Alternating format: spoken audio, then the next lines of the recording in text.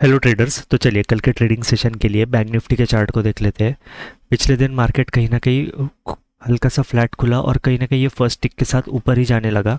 यहाँ पे इसने 10 बजे के आसपास एक रेंज बना ली। 2 घंटे के लिए ऑलमोस्ट रेंज में जिगजैग घूमता रहा, फिर इसने कहीं ना कहीं ब्रेकआउट दिया, रिट्रेस किया, वापस ब्रेकआउट दिया और एंड में कहीं ना कहीं ये नीचे आके क्लोज किया। बट मार्केट ने अगर क्लोजिंग देखे तो 56,500 के ऊपर ही क्लोजिंग दी है। तो ऐसे में यहाँ पे बायर बैठे हो सकते हैं, यहाँ पे भी बायर है और नीचे भी बायर, कोई अच्छा बायर बैठा हो सकता है जो अभी फ़िलहाल प्रॉफिट में। ऊपर के बायर ज़्यादा प्रॉफिट में नहीं होंगे। अ- और जैसे मार्केट ने मोमेंटम किया है, यहाँ पे ज़्यादा सेलर्स के स्टॉप लॉसेस अवेलेबल नहीं है, क्योंकि अगर हम पीछे मार चार्ट में देखें तो कहीं ना कहीं ये हायर पॉइंट और पीछे के जो हायर पॉइंट है उसका ब्रेकआउट कर दिया मार्केट ने। तो सेलर्स, 2 दिन का हॉलीडे होने की वजह से ज़्यादा लोग सेलिंग करके नहीं गए होंगे। तो ऐसे में अगर हमें कोई स्विंग हाई के नीचे गैप अप मिलता है यहाँ पे, तो हम सेलिंग साइड के सेटअप को ही एक्टिवेट करेंगे। अगर मार्केट फ्लैट खुलता है और नीचे आता है फ्लैट खुल के, तो भी हम सेलिंग ही करेंगे और गैप डाउन में भी हम सेलिंग ही करेंगे। यहाँ पे कोई अच्छा सेलर आके बैठने की कोशिश कर सकता है। निफ्टी 50 के चार्ट को देख लेते हैं। निफ्टी भी कहीं ना कहीं फ्लैट खुल के ऊपर ही जाने लगा।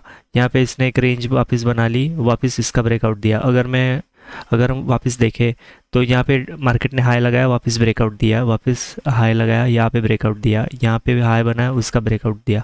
ऐसे मार्केट कहीं ना कहीं 3-4 बार कर चुका है। तो यहाँ पे और 2 दिन का हॉलीडे होने के कारण सेलर्स के स्टॉप लॉसेस अवेलेबल नहीं होंगे। यहाँ पे बस बाहर ही बैठे होंगे, इनका ही पोजीशन होल्ड हो सकता है। तो कहीं ना कहीं अगर ये रेजिस्टेंस जो हमने मार्क किया है, अगर इसके नीचे गैप अप मिलता है तो सेलिंग करेंगे।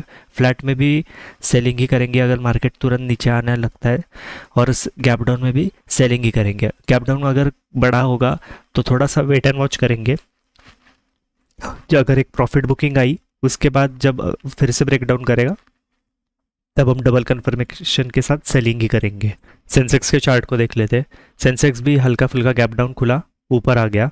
इसने भी अपने हाइस का बार बार ब्रेकआउट किया है, यहाँ पे 3-4 बार किया है ब्रेकआउट। तो और 2 दिन का हॉलीडे की तरह, ठीक निफ्टी की तरह, यहाँ पे भी सेलर्स के स्टॉप लॉसेस अवेलेबल नहीं है और यहाँ पे बायर ही बैठे होंगे। अगर हम यहाँ पे एक्चुअल क्लोजिंग देखें तो 82,500 की हमें इम्प्लाइड क्लोजिंग मिल रही है, जबकि मार्केट ऑन चार्ट 82,470 के आसपास क्लोज हुआ ऐसे दिख रहा है। तो यहाँ पे बायर्स ही ज़्यादा बैठे होंगे। तो कल इन्हीं बायर को टारगेट करने का प्लान है हमारा।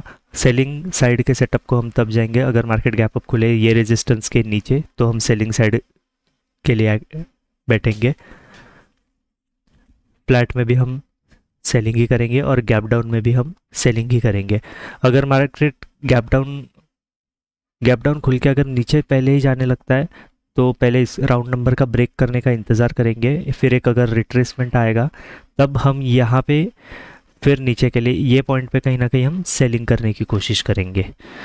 तो मिलते हैं कल के ट्रेडिंग सेशन के वीडियो में। Thank you so much for watching.